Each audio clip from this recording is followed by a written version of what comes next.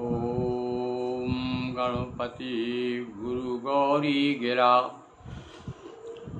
गोस्वामी गिरिजेश सहित शारदा नर्मदा वाय हृदय प्रदेश बंदो हनुमत लखन संगो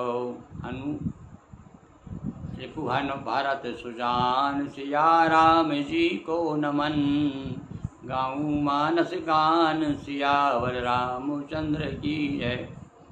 कुछ विशेष परिस्थिति के कारण थोड़ा सा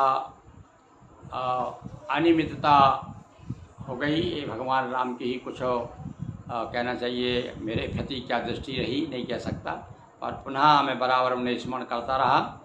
आज फिर आपके सामने अभी हम जो है 14 जनवरी से लेकर अभी तक 252वें दोहे तक आ गए।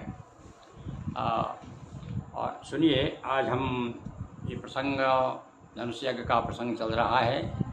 और जब ही जनक जी ने घोषणा की कि वीर विहीन मही में जानी, और सुनते ही लक्ष्मण जी तमक उठे।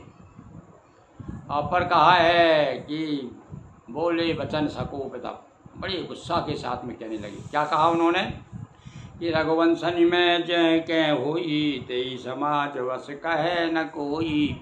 जहाँ रघुवंशी होते हैं वहाँ पर किसी की ताव नहीं, शक्ति नहीं कि मुंह उठा करके कुछ ऐसा बोल दे अनाप शनाप जो कि मर्यादा के विरुद्ध हो।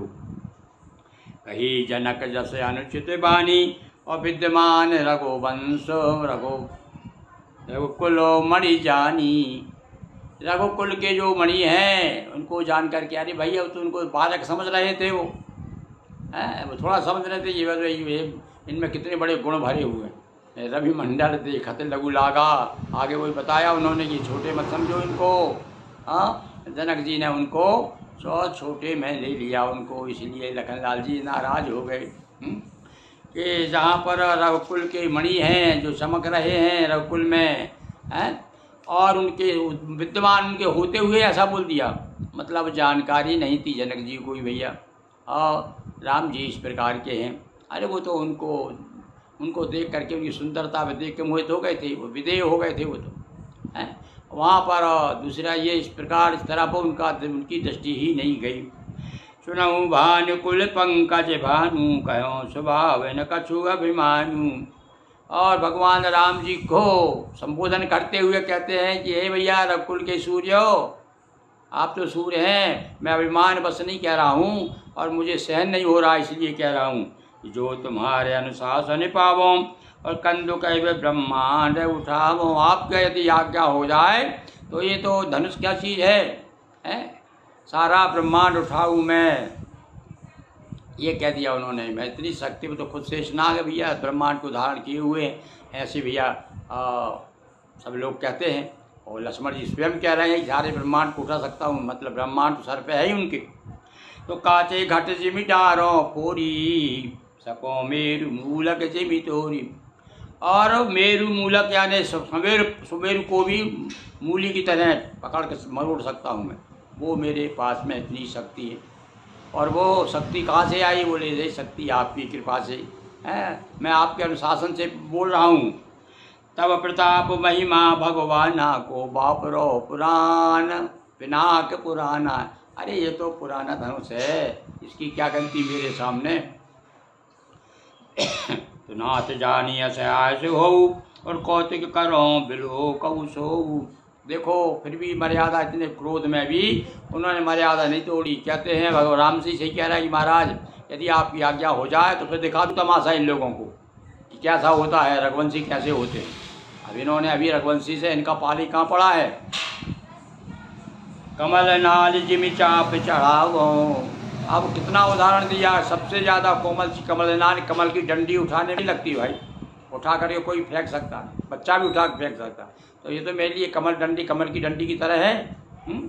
और को योजन सत प्रधान लय धावो। सत योजन यानी 400 कोस तक, 400 कोस यानी 800 किलोमीटर लगभग, इतनी दूर तक लेकर भाग सकता हूँ मैं। तो ये मेरे लिए क्या लगता है। अब वो अपने पे आ गए भाई, जब अपनी पे आदमी आ जाता है तो देखो ना, आप वो पर यहाँ तो मर्यादा के अपने पे आए जरूर है लक्ष्मण जी, पर मर्यादा नहीं छोड़ी उन्होंने। नहीं तो भैया कहते हैं क्रोध में तो आदमी अनाप शनाप बोलता है, और इतना बोल जाता है जितना कि सामर्थ्य भी नहीं होता उतना बोल जाता है। पर यहाँ तो सामर्थ्य, यहाँ शक्ति की कोई कमी थोड़ी है। यहाँ तो जो कुछ कह रहे हैं वो सही वैसे कह रहे हैं, वो कर सकते हैं। तो रो छत्तक दंड जिमी तो प्रताप बलनाथ लोगो। अरे वाह महाकवि क्या कह रहे हैं। एक कुकुरमुत्ता होता, कुकुरमुत्ता देखा होगा आपने, बरसात में छोटे छोटे कुकुरमुत्ते छत्ते उठे आ रहे, छत्रक दंड जिमी, डंडा कैसा तोड़ने में क्या देर लगती है, पाँव का थोड़ा धक्का लग जाता, गिर जाता है, बड़ा कोमल होता है साहब। तो ऐसे इस पेड़ को, और वो भी क्या कह रहा है, अब तब प्रताप बलनाथ है, आपके प्रताप से, आपकी शक्ति से, आपका प्रभाव है मेरे अंदर, उससे मैं जो न करो प्रभु पद शपथ कर न धरो धनुबात, और ऐसा नहीं कर सका तो धनुष बाण त्याग दूंगा, यानी मेरा छत्रित्व कोई काम का नहीं। फिर तो ऐसा जब बड़े क्रोध में आकर के बोला, तब तो सारी सभा सन्न हो गई, सारे लोग सुट पुट हो गए, क्योंकि इतना इस प्रकार से बोलने वाला सभा में कोई भी नहीं था। बड़े बड़े राजा लोग थे, अभिमानी, बड़ी बड़ी डींगे हाँक रहे थे, और सबकी नाक नीची हो गई, कोई नहीं बोल सका, सब सुट हैं। अब देखो आगे क्या होता है। अब इसी अवसर पर फिर एक पटाक्षेप होता है, पर्दा गिरता है नाटक का, और देखिए इसी समय परशुराम जी का आगमन हो जाता है। अब देखिए आनंद आएगा। लक्ष्मण परशुराम संवाद गांव में भैया बहुत पसंद किया जाता है। रामलीला में हम लोगों भी रामलीला में भाग लेते थे, तो उस समय सबसे ज़्यादा हमारे यहाँ तो जो परशुराम बनता था ना, वो तकट तोड़ देता था। वो एक तो तकट टूट जाते थे, मतलब ऐसे कूदते थे बाहर पर नंगे उस पर होकर के, तो अपने फरसा ले करके और खूब कूद के लक्ष्मण जी को बार बार जो है फरसा दिखाते थे। तो बड़ा आनंददायी प्रसंग आने वाला है। बोलिए सियावर रामचंद्र की जय। हर हर महादेव। नर्मदा मैया की जय। दुर्गा महारानी की जय।